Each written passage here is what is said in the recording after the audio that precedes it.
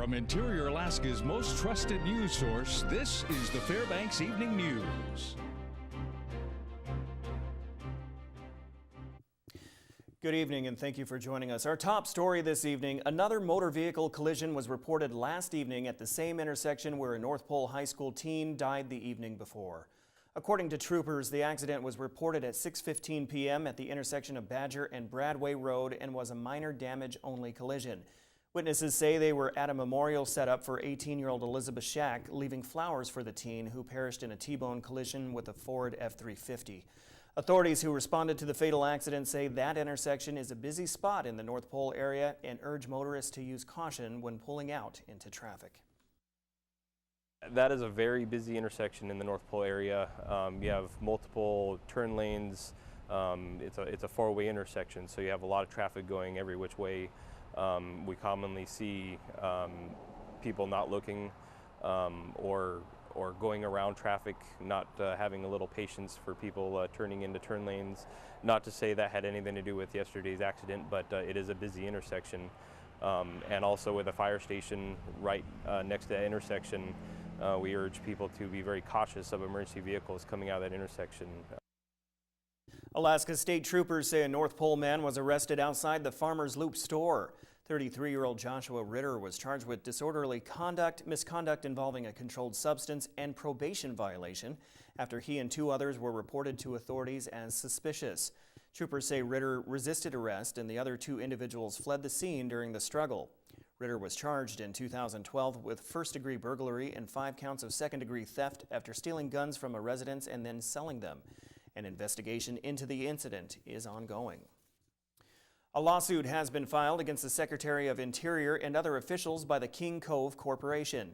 The suit claims a road would be the easiest and safest way to get to the airstrip in Cold Bay for medevacs. The problem is the 8-mile road would run through a wildlife refuge. Secretary of Interior Sally Jewell considered the request and ruled that no changes would be made. King Cove officials say Jewell told them that she would look at other options, but that she has never gotten back to them. In March, we met with her, Senator Beggage's office, and she had a list of items that she wanted, and basically the deadline for that was April 15th. We've got all the information to her. However, she still has made any decision or has any communication with us. So basically, at this point, we felt we had no other alternative but to file a lawsuit against the government in regard to this issue. Shortly before 8 last night, state troopers received a report of a man in the middle of the road possibly pointing a gun at people in Big Lake. When troopers got there, a 29-year-old man told them he had shot the man who was in the road. The wounded man, a 33-year-old Big Lake resident, was taken to the hospital for treatment. Now, the investigation is continuing, and it's yet to be determined if any charges will be filed. Today, Senator Lisa Murkowski reflected on the 70th anniversary of the D-Day military maneuvers. She also reminded Alaskans of the attacks on American soil that occurred at Dutch Harbor. It was the 72nd anniversary this week of Alaska being attacked. 6 months after the attack at Pearl Harbor, enemy bombers attacked a base and barracks in the Aleutian Islands of Alaska. Murkowski said that in his call to action, General Dwight Eisenhower said he would accept nothing less than a full victory. Japanese bombers took aim at Dutch Harbor and the Margaret Bay Naval Barracks in the Aleutian Islands, taking the lives of 25 servicemen in a battle not written about in many of our history books. We here in Alaska, though, realize and remember our state's wartime past as having been the only American soil that was occupied by enemy forces during the 20th century. We also recognize the 70th anniversary of the amazing success of our nation and our allies during the Second World War. All right, when we come back, local artists will be visible downtown Saturday as they spruce up storm drains. Also, the J.P. Jones Center in South Fairbanks will have a lot going on to keep you busy this summer. Those stories are next. Stay with us. Welcome back. The need for more fun activities in South Fairbanks has prompted the J.P. Jones Center to offer regular yard sales and community entertainment. Every Saturday in June, people who want to sell used items can rent a booth at the J.P. Jones Center for $20. The yard sale starts at 9 a.m. and fish fry will start at 11. While adults browse the booths, there will be a play zone that offers bowling and an indoor bouncy house for the kids. Proceeds for the weekly event will support the J.P. Jones Center located on 24th Avenue and Rickert Street. Organizers say these events will be a fun addition to the center. Each Saturday, we've actually did a couple of them in May, and they proved successful for the Catfish Fry and Bouncy House, Kids Play Zone. So we're decided to just continue doing it for the summer and add the community yard sale to it. This weekend, multiple artists will be helping to design and paint storm drains located along Cushman Street for a good cause. The Downtown Association of Fairbanks says 15 artists will be up and down Cushman Street tomorrow. They are going to be painting a variety of designs on storm drains that lead to the Chena River. The effort's main focus is to raise the public's awareness of where the drains lead. That could potentially put a stop to accidental pollutants that would travel into the river. Coordinator Jeremiah Schrock says that the flow of traffic on Cushman Street will only be affected slightly as the artists work on the drains. See a little section of sidewalk and maybe a little bit of road cordoned off, and they'll actually see the artists painting over the weekend. So there shouldn't be really any impacts on drivability on the road. If anything, people will have something to do. I mean, they'll be able to come down and actually see these artists paint these storm drains right then and there. An eroding river is threatening several homes in the interior Alaska village of Huslia. The Koyukuk River bank has shifted 70 feet in the last several days, coming within 5 feet of one resident's home. Edwin Byfelt with the Huslia Tribal Council says residents tore down one unoccupied home to save its parts for reuse.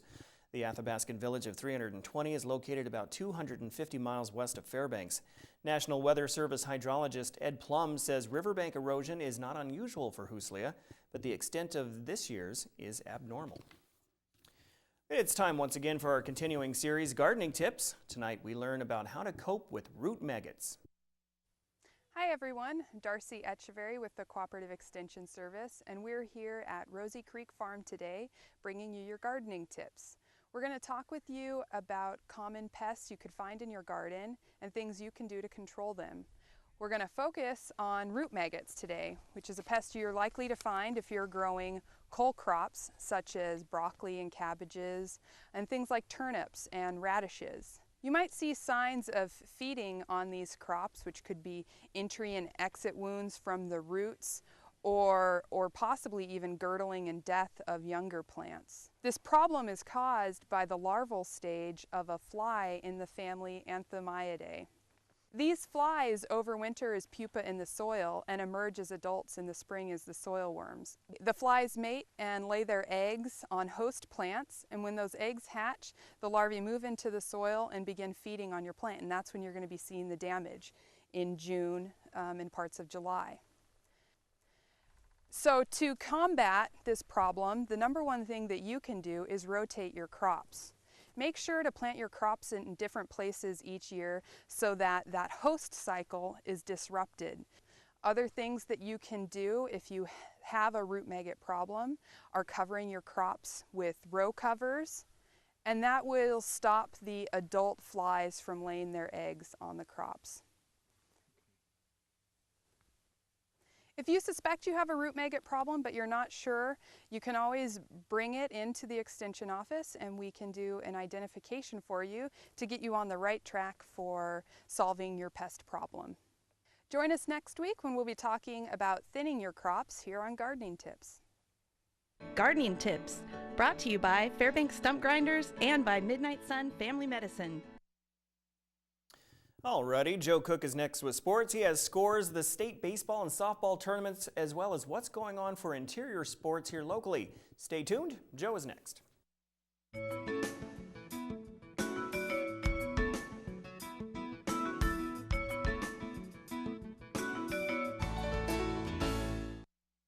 Hello Interior Alaska, Joe Cook here with sports, and it's TGIF, and the UAF swimming team adds 2 more in-state recruits to their roster, Noel Graham from Palmer and Eden Gumer from Nome. Graham is a teammate of Katie Stark, who also signed to UAF.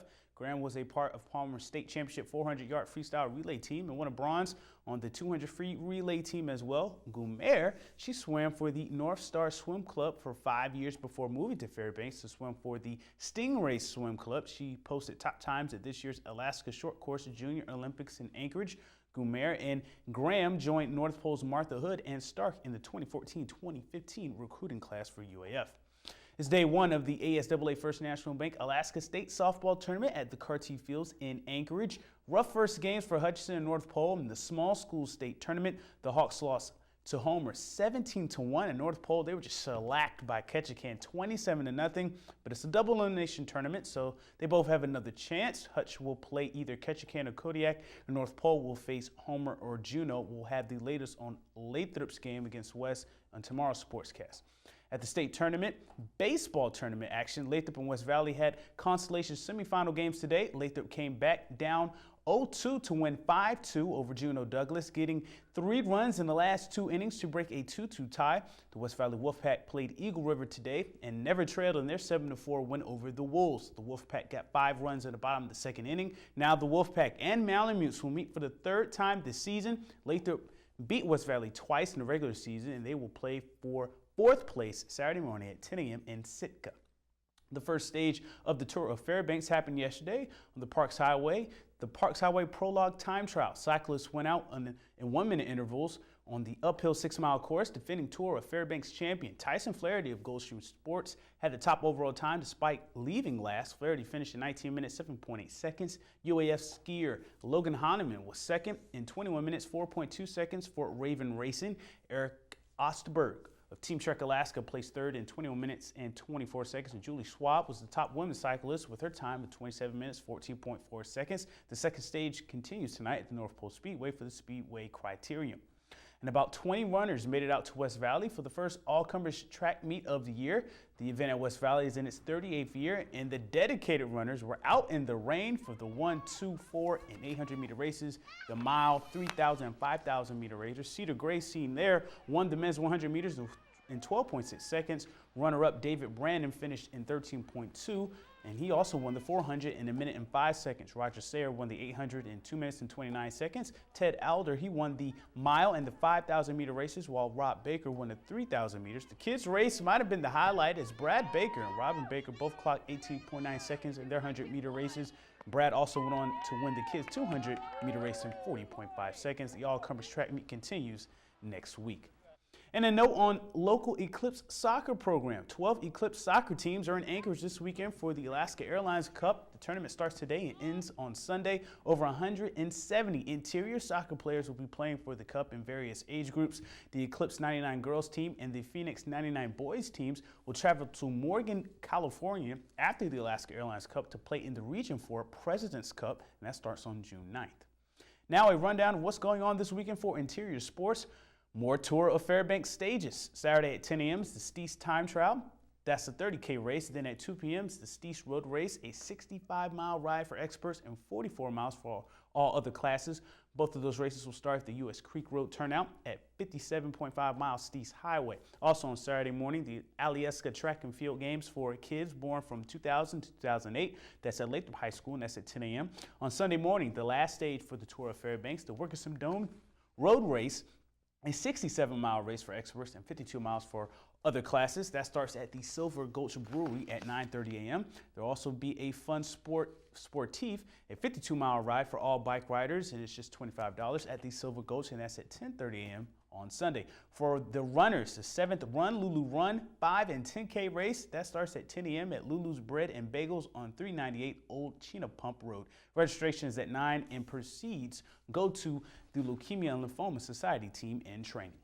And now we finish up this week's Sportscast with the Play of the Week. Last weekend, the Lathrop Malamutes won their 3rd straight MAC baseball title over West Valley. Lathrop's Cam Walker had a key hit in the 5th inning. His RBI triple brought in the go-ahead run as Lathrop came back from a 1-4 deficit and won the game 8-5 over the Wolfpack. Congrats to the Lathrop Malamutes. Now, that's the last Play of the Week for a while, as the I-5 will go on hiatus a bit. We will reemerge on Mondays during the weekend recaps in August, but hey, we'll have some top plays for you throughout the summer as they become available. And that'll do it for sports tonight. Mike Schultz is next with your full weather forecast, and we'll catch you next time. Hey everyone, welcome back into our Friday night newscast. Mike Schultz with you once again, taking a look at the weather. A great day across the interior. Lots of sunshine. It's going to be even better tomorrow in the low 70s into Sunday also. Maybe some isolated showers by Sunday afternoon, but for the most part, it's going to be a fantastic weekend. More about that in just a little bit. Look at this photograph for tonight. Talk about your brilliant red. Tom Schneider, and this is his wife's begonias, and again, beautiful colors there. And as always, if you have a photograph you want to share with us, by all means, send it to photos@ktvf11.com, and we'll share it with the rest of the audience. Out at the airport right now, 70 degrees. That's our high for the day. The low last night, 49. Record high, 87, 1957. Record low, 31 in 1963. Your sunrise and sunset, a gain of 5 minutes from yesterday, giving us 21 hours and 7 minutes of daylight. And we're enjoying that. On our satellite, and actually our radar, you can see here, we're looking at zooming on the Fairbanks area. Some showers mainly to the northwest of the Fairbanks area and drifting off that direction. So it looks like we're home free for the rest of the evening. And on the satellite and radar, the big picture, again, more moisture moving across the Gulf of Alaska. There's the frontal boundary, but again, shuffling off to the northeast. So it looks like things are looking pretty good. And as far as what's going on across the rest of the state, we have partly cloudy to sunny skies over southeast Alaska. Rain showers around the Kodiak Island area. Not too bad around Anchorage, 67 degrees there. Up and down the west coast, once again, mainly cloudy skies all the way to the north slope. And also Fort Yukon, partly cloudy and 66. Lower 48 weather, well, one storm system moves out. Another one explodes across the Rockies. As you can see here, moving out on the Central Plains. These storms, again, possibly developing tornadoes and tremendous hail, strong damaging winds, and heavy rain, lots of flooding going on, all because of these storms that are just rapidly developing across the mountains there. And the overall outlook for as far as weather goes, look at this, what happened in Owasi, Japan. More than 20 inches of rain Wednesday and Thursday. Incredible amount of water there. The overall outlook for early next week for the lower 48, blazing heat over the western half of the country, severe threat continuing across the central and southern plains, and very humid up and down the eastern seaboard. Well, back to Alaska for tomorrow. Here's what it looks like. Cloudy skies and cool for Barrow. Cloudy skies at Nome and just partly cloudy in the Fort Yukon area. Here in the interior, lots of sunshine for the interior with Healy, Delta Junction, and Fairbanks looking at temperatures near 70 or the low 70s. Over southeast Alaska, the rain returns to Juneau and Ketchikan, and over the southwest part of the state, looking at rain likely for Cold Bay, also rain for Kodiak, and showers expected for Bethel. Over south central regions, looking at cloudy skies at Anchorage, a chance of rain at Homer, and rain is likely in the Valdez area. Okay, wrapping up our weathercast, our forecast for tonight, scattered clouds and continued mild, 47 degrees, the overnight low, very nice evening. Tomorrow's forecast, lots of sunshine, much warmer, 73 for the high, and expected the same temperature on Sunday with partly cloudy skies, maybe some showers for the rest of the 5-day period off and on, a typical weather pattern for this time of year as we get into more of a summer-like pattern. Daytime highs around 70 each day. Overnight lows in the very mild upper 40s to near 50 each night. Looks like the return of the rain is just the return of the work week next week, so we have this weekend to make the most out of it. Exactly. It looks like just off and on showers like we normally get this time of year. Mm-hmm. Yeah, very good, but no big boomers, thunderstorms. You never know. Yeah? Getting in that time of period, you get 70-degree temperatures, you get that moisture around. It doesn't take much to trigger some thunderstorms, so I wouldn't be surprised to see them next week. Okay, very good. Well, I really like them. I do too. I get excited about them. Yeah, it's very good. Yeah. Okay, sounds like a great weekend. Thank you, Mike, and that will wrap up this edition of the Fairbanks Evening News. We are glad you could join us. Brian Williams is up next with the NBC Nightly News. You can join us here 6 days a week at 6 and 11 or online anytime, webcenter11.com. That will do it from all of us here at the News Center. We hope to see you back here again later on tonight at 11.